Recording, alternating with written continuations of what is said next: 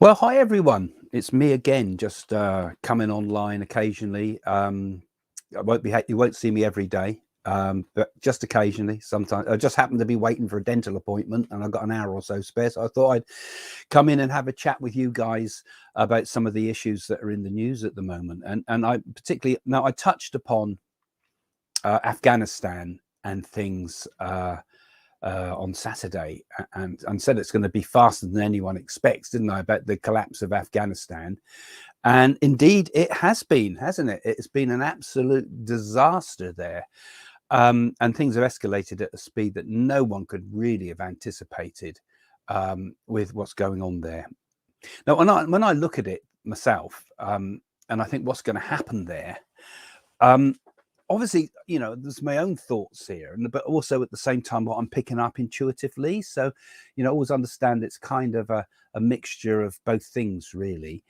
But I sense that what's going to happen with Afghanistan it's a bit like what happened in Vietnam, really, isn't it? You think in Vietnam, there was a ridiculously poorly organized withdrawal from Saigon.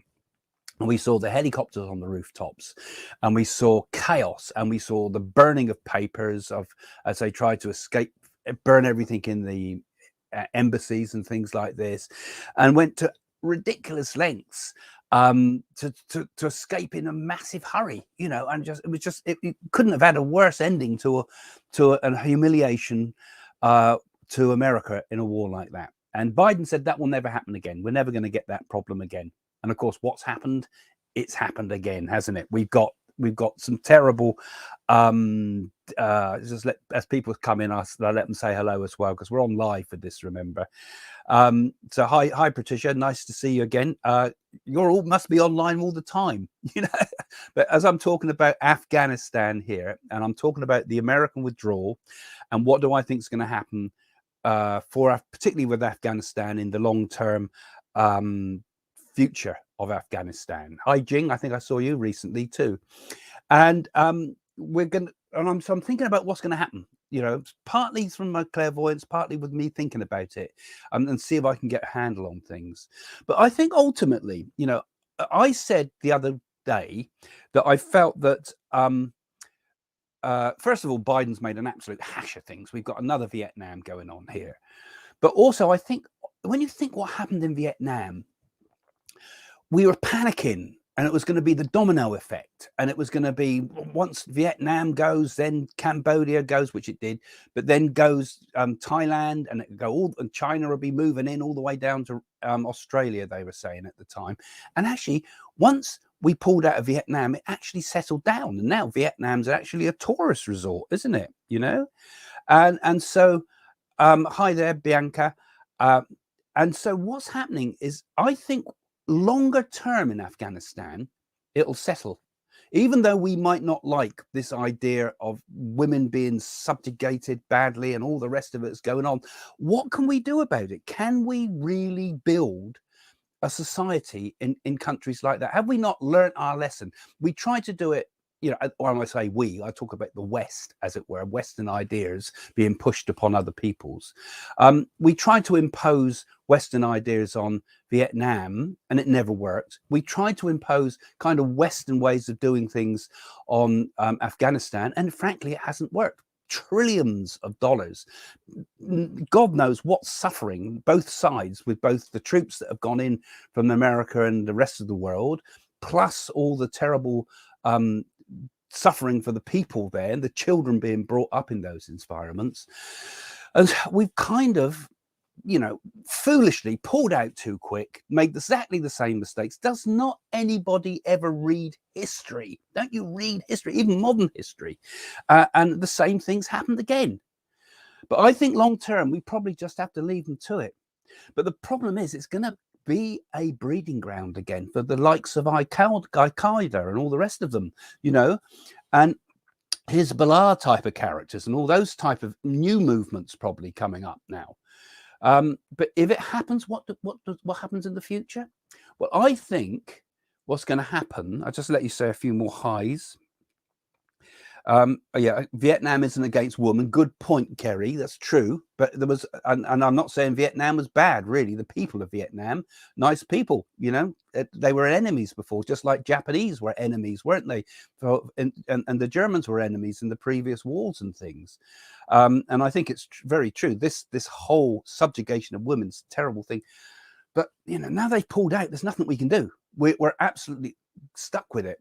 And probably one of the worst worries is going to be the whole idea of, you know, a new terrorist 9/11 type people developing there.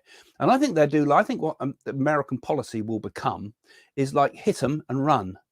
Like the Israelis kind of do. And I'm not condoning this. Please don't let me think I'm condoning this. But like the Israelis do to Palestine, and like the Israelis do to Lebanon and any other country, and Jordan, and anybody that raises their head with any form of anti-Israel, they send their jets in, whack, bang them out again, you know, and it's almost like punish people. And I think, I'm not condoning this, please don't think I'm condoning this, but this is how I think it will go in the future with the way they deal with Afghanistan. That will be hit and out again. If you do anything, we'll hit you hard. But my thoughts are also what's going to happen in that region in the longer term. And I think although it will settle down, and we're not saying it's going to be a decent society, because the subjugation of women is a terrible thing, and stopping people's education and so on is a terrible thing. But I get the feeling it'll start to settle, and I don't think the new Taliban is going to be quite as bad as the old Taliban, because I think they'll be looking over their shoulders thinking we got hit once before, maybe we should allow a little bit more tolerance. But, you know, already they're painting over the signs in the beauty parlors and things like that, you see, and any pictures of women that aren't veiled are being covered up, and everybody's wearing the old traditional costumes again. So that's one of my first thoughts. And as I was saying last time as well, I think that there's going to be someone's going to come into that vacuum. You know, first of all, the Taliban are coming to that vacuum, but there's resources there in Afghanistan. They don't have oil, but they have rare earth metals. And China's already put a lot of influence in there in terms of money. China, I think, is going to sort of just try to control the situation at the moment. I don't think it wants to open the can of worms yet, but China's influence sneakily is going to be pushing into Afghanistan. They're going to put their influence in there because there's stuff there that they want, and it's strategically important to them as well. So chaos ahead, short term bloodshed. Short term, it's going to be terrible.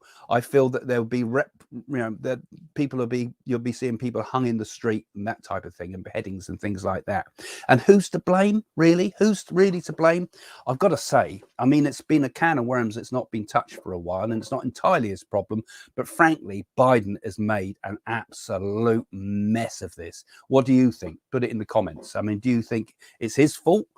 Or do you think it's just a situation that's been a boil that's been ready to burst? But whatever, it's a mess at the moment, isn't it? And I see a lot of suffering coming from there, and more instability in Pakistan because of this. And I want to do a video later about India, particularly because there's a lot going on with India at the moment that I want to talk about, India and Pakistan, and how that's going to influence the whole situation in that region, including Afghanistan. Because I think there's going to be serious issues coming ahead because more instability in Pakistan through all this. And we're going to see, you're going to see a lot more troubles ahead, and a lot more conflict in America over this. There's going to be calls for Biden's head. I think, I don't know if this has happened already. I haven't read the news properly from America yet, but I think Trump's been having a call asking Biden to resign. I don't think he will, but I think this type of call is going to get stronger and stronger. And what a mess for a first major piece of foreign policy. They thought it was going to be all right, and it didn't. And let me have a look at some of your comments. I've been talking to camera here. I'm just going to have a look at what you've been saying, guys. They'll probably be saying, get off, Craig. We've had enough of this. Yeah, so what we got here? Yeah, it's been a failed state, says Jason here. Jason, I'm looking, so I've got a screen on this side too.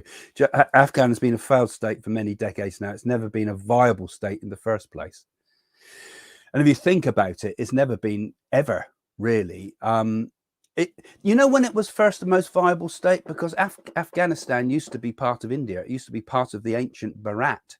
And this is why you have all those huge, big Buddhist, beautiful Buddhist statues that they had in the side of the mountain that the Taliban blew up, because they didn't want to show that originally this country had been part of India. It was India for a long, long time, and people forget that. And this is where I think there might be new calls gradually, not right now, but I think in the future we're going to see new calls in India for expansion of India to become the old, what was Bharat. Yeah, so you agree with me there. I see agility bits of boils being ready to burst, but Biden certainly hasn't helped it. That's my opinion. What do you think? I mean, you know, people say, "Oh, Craig, you're so right wing with what you say," but no, I'm just calling out what I see and what I feel, and I think we've got in control in America now a very dangerous sort of mindset, not necessarily Biden, but this mindset of ditheriness that doesn't feel, you don't feel confident in someone that's not given real leadership. And in these troubled times, you know, you can't avoid the issues, the elephants in the room. There's so many elephants in the room at the moment. The environment is one that Trump didn't address, really, and that was an elephant he didn't address, and Biden is perhaps having a go at that. But at the same time, what about all the other issues around the world? China, we ignore, you know, the demise, the fall of the West, the decline of America, we ignore that, and at our peril, you know. So we can't keep doing that. At least at least no mean treats. You've got to give him that. He's a bit more of a gentleman in a lot of respects. But I mean, I think you've got to call out what's wrong in terms of not so much, you know, I think in American politics, didn't it? It went wrong. You can't get personal, but you do have to address the topics and the issues and deal with those type of things. So, hello, Caroline. Nice to see you again, and nice to see all of you guys coming on.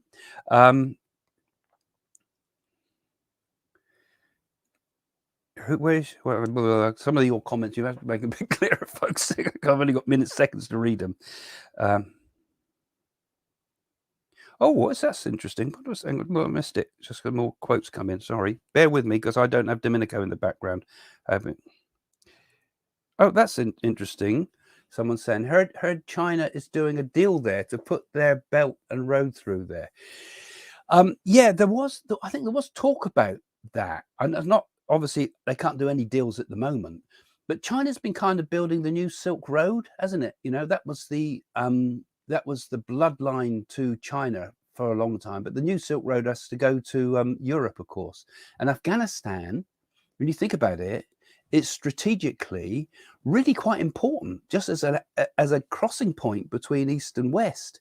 And the growing powers of India and the growing powers of China, the slightly declining power of Russia, but still a powerful place, all right in the center there, you know. So it's not going to be an easy solution, this strategically, and it hasn't got many resources either, but it does have it has position.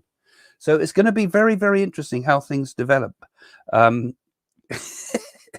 I said, look, it's best not to be personal. And you put up a thing saying Biden's not in charge of his mental faculties, let alone any country. I mean, you know, we've got to start thinking more about politics, the politics of it, the reality of it, not just the people behind it. I think that's quite funny, actually. I have to put that up. People asking me, Jane saying, do you think Trump will get back into power?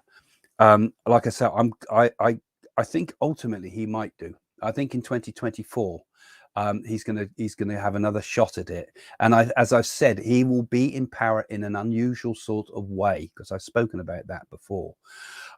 It will be like it'll be like hard to describe what I saw, but it's like something where he's done a kind of legal loophole way that he is there, but he's the puppeteer rather than the puppet. He's like, everybody knows it's Trump, but we have to vote for someone else in order to get Trump.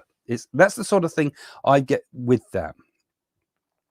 So Sheila's put a comment, and I haven't even read your comment, Sheila, but I trust them so much. I feel sorry for India. We are surrounded by so many difficult countries. Indeed, you are, aren't you? My husband says the reason the Taliban got in so quickly was because they had the help of some key people. Makes you think, doesn't it? I think, Sheila, you're probably onto something there.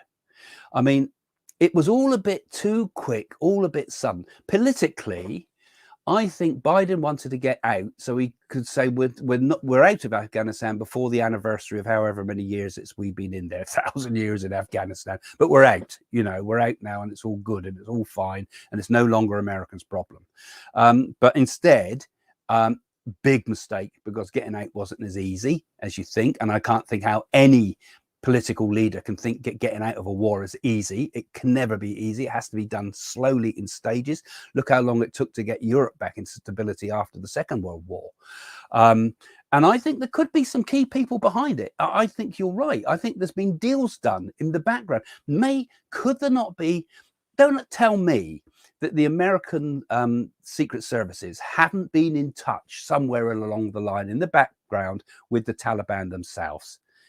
Could it not be that the Taliban were given not direct information, but told, look, we're moving out. As long as you don't make a big deal of it, we know you're going to move in. Don't go beheading people yet. Come in and give us at least a bit of security that we think is going to be all right, because, they haven't been shouting a lot. The Taliban are almost surprised that they can get in there so quick. So has there been some deals done behind the scenes? I get the feeling that they've been talking, and God knows what sort of deal they would have done. But I get a feeling they might even know that the Taliban were going to go in. I mean, a fool would think that they're not going to go in. I mean, you've got all these guys in the hills, and then you move out. They're going to move in as quick as you move out. They just drive in. They didn't even have to fire a shot a lot of the time. And so you think I'm a bit too pro-Trump. That's fine. You're welcome to say that. Like I say, it's I value everybody's opinion. I did like Trump actually a great deal, because I always felt with him, he at least he did what he said he was going to do, even if you didn't like what he said he was going to do, and he was straightforward. And the thing I don't like about so much policies in all countries is that nobody tells the truth. There's too many secrets and lies in the background, isn't there? And I'm getting a bit, I'm perhaps overstepping my mark a lot of the time with what I say, because a lot of what I'm putting here today, for example, is partly opinion, but also, I do pick up things correctly sometimes. And I just hope that whoever comes in, I don't have an axe to grind about left or right with any politics, and I frankly, I think, whoever's the best, that's all that matters. People who have a concern for the world, that the world is a good place, and make the world a good place. What we need, and I don't think we've got anybody in politics at the moment that has any real good, what I call character. I'm not talking about personality.